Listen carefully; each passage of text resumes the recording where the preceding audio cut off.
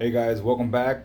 Today we're going to be doing a maintenance light reset on my GX470. Just finished changing the oil and we're about to reset the light for the next interval. Alright, so we're now in the car. We're going to go ahead and put the ignition to the on position.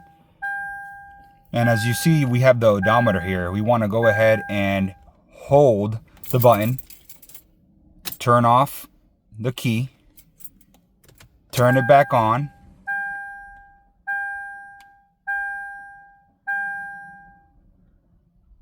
and there you go.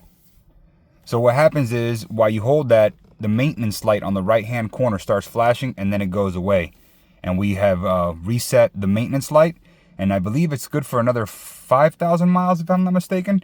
It'll start to flash, and once it starts to flash after a few miles, once you hit your actual mileage, it'll stay on and it'll remind you that you need to go ahead and do the oil change. So I hope this helps you guys out. It's pretty simple, and I believe it works through all the GX470 year ranges from 2003 to 2009, but it also should work for other Toyotas as well, or Lexus.